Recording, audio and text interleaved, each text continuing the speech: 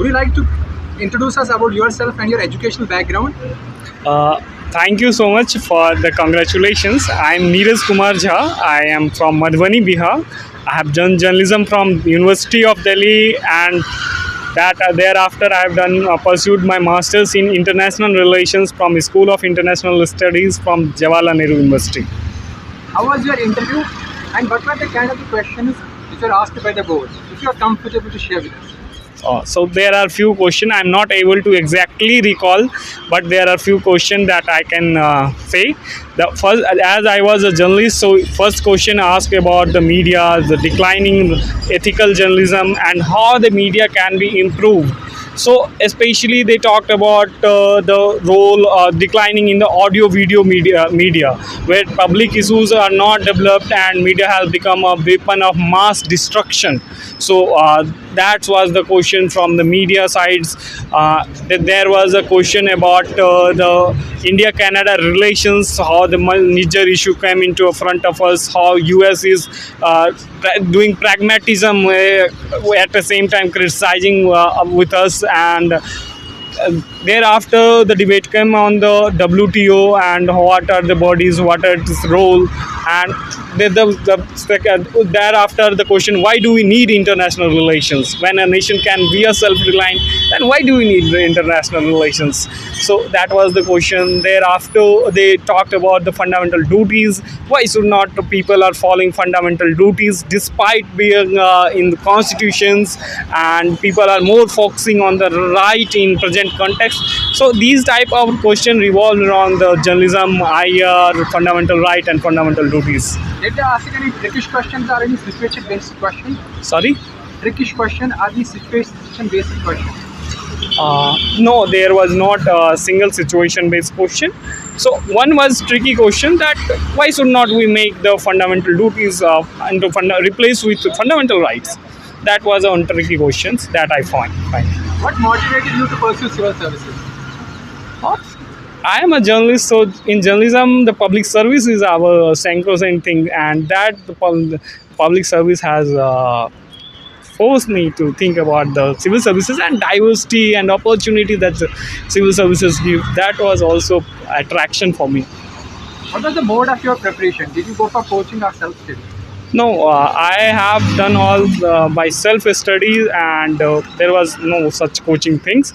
But for interview, I have attended some coachings. What was your strategy for prelims, and how did you tackle the CSAT? So prelims was now the prelims is getting tougher and tougher day by day. So gone are those days when we have to solve the 85 or 90 questions. I myself solved only the 55 questions and got into the qualified for the mains. So you have to strategically plan. So you cannot have preconceived notion that I'm going to there and I have to solve those number of questions, these number of questions. So you have to think. You have to decide at that point of time. You cannot have earlier decided prior to the examination.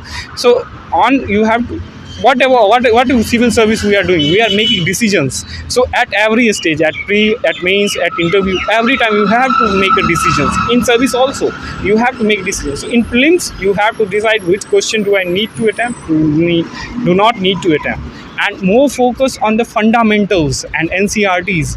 That is important, not running behind the current affairs, and that will not help in present.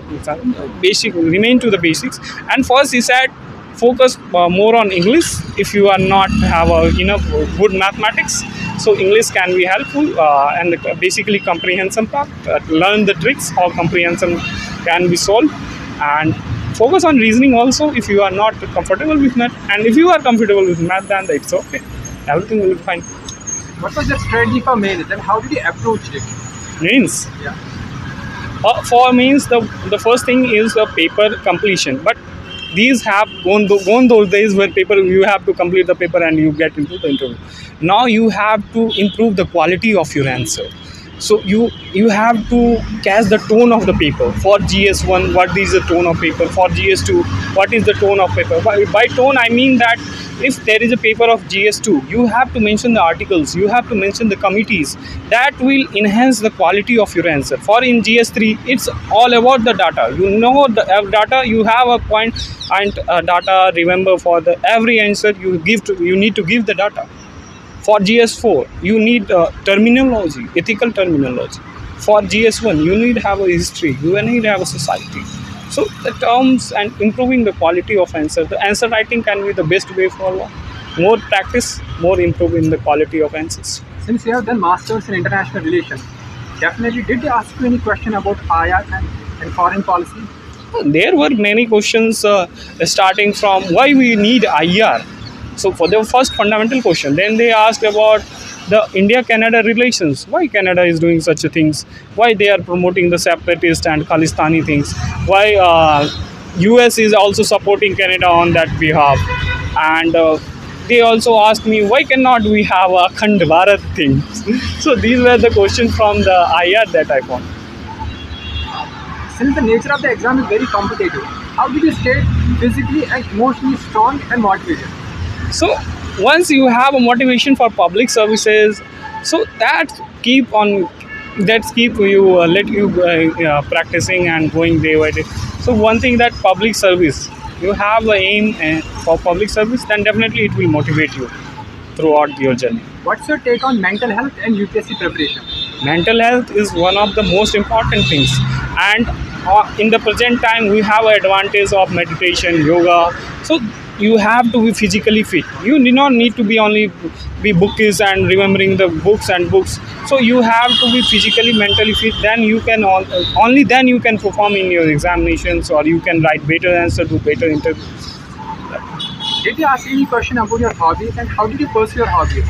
So my hobbies were related to editor and writing news articles. So they asked me what article you have written in the recent time. So I said that role of self-help group in developed India. So they asked me, it is published. I said, yeah, it is got published in newspaper.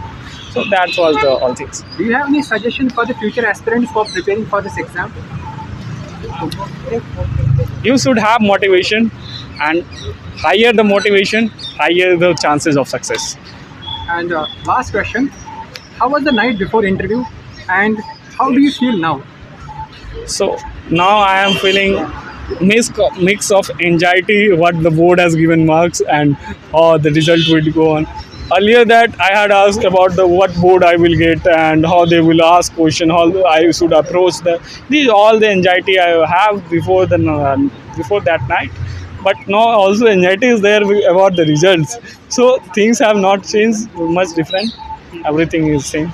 Thank you so much for speaking to us and we hope all the best for your. Thank you. Thank you.